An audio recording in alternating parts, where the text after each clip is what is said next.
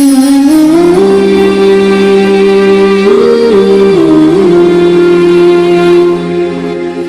warahmatullahi wabarakatuh. Baik teman-teman, pada kesempatan kali ini saya ingin berbagi ilmu tentang bagaimana cara memperpanjang nafas kita ketika membaca Quran. Dan ini adalah video pertama saya yang menjelaskan tentang tilawatil Quran, tentang bertilawah, dan ini adalah tahap pertama untuk kita lalui proses-proses selanjutnya sampai kita bisa bertilawah.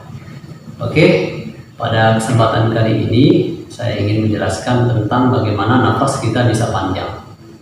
Di dalam membaca Quran tentu ada aturan-aturan yang harus kita perhatikan, seperti tanda baca, ya, tanda wakaf, tempat berhenti dan sebagainya.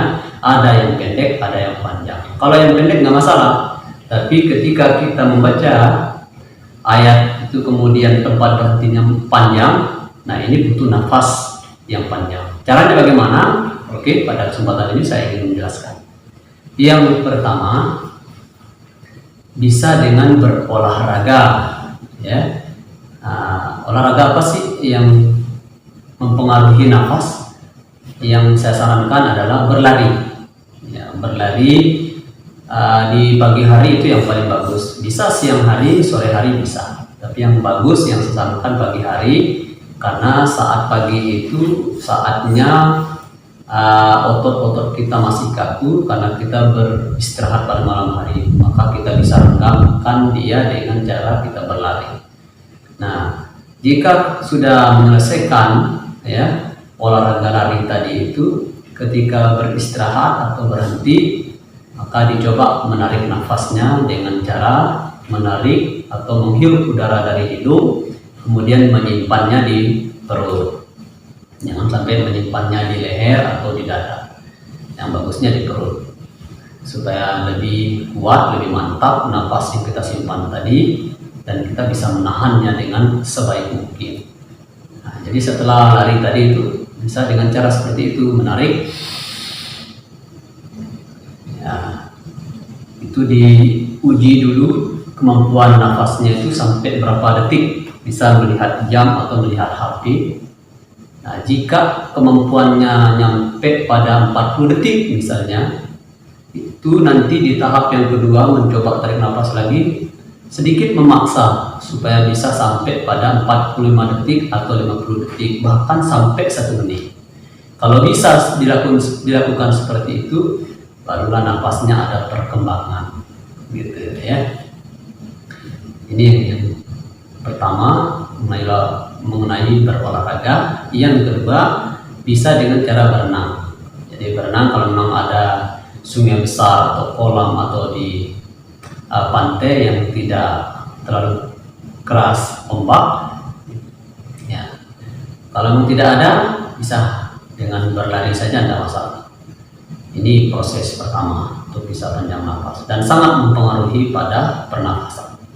Yang kedua, bisa dengan menyediakan ember besar atau baskom, kemudian diisi air dengan penuh.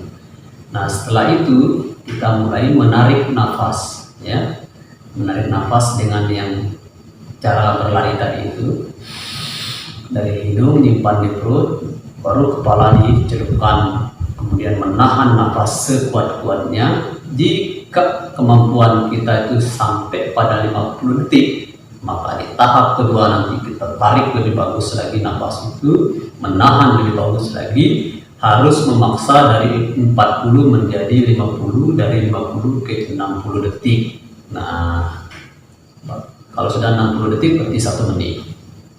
Jadi itu. Ini bisa dilakukan setiap hari, itu lebih bagus kalau bisa dilakukan setiap hari. Karena namanya untuk bisa bertilawah ya harus, ya, berjuang, berusaha bagaimana supaya tahap-tahap itu bisa sukses, gitu ya.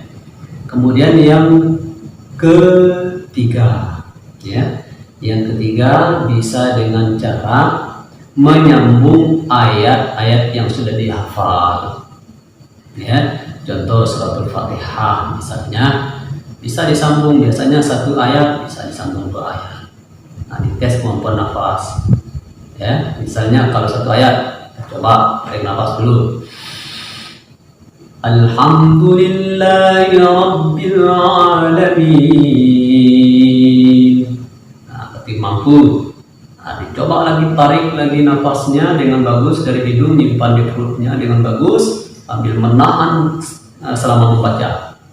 Saya contohkan ya. Alhamdulillahi Rabbil Alamin Ar-Rahmanir Rahim. Nah, mantap, berarti bisa panjang. Kemudian yang ketiga misalnya, mengulang lagi, menarik nafas, kemudian menahan dengan sekuat tenaga untuk bisa sampai pada ayat ketiganya misalnya. Alhamdulillahi Rabbil Alamin Ar-Rahmanir Rahim Maliki Yaumiddin. Nah, jadi ini tahap yang harus untuk melatih nafas. Jangan dulu bertilawah, karena ini tahap awal untuk melatih nafas. Jadi kita melatih nafas dulu, baru nanti bertilawah. Jangan sampai ketika bertilawah nanti belajar tilawah, kemudian kita patah semangat, misalnya gara-gara nafas kita tidak sampai, ternyata kita salah cara. Jadi kita proseskan dulu nafasnya. Kalau nafas sudah tahu ilmunya, maka insya Allah bertilawah nanti akan bisa lebih gampang untuk bisa dipraktekkan. Nah, kurang lebih seperti itu yang saya lakukan selama ini. Nah, ini bisa dicoba oleh teman-teman baik di rumah ataupun di sekolahnya, ya, di pondoknya, di asramanya, itu dicoba dilatih. Oke, terima kasih sudah menyaksikan video saya. Insya Allah akan saya buat video-video selanjutnya mengenai tilawatil Quran. Baik, assalamualaikum warahmatullahi wabarakatuh.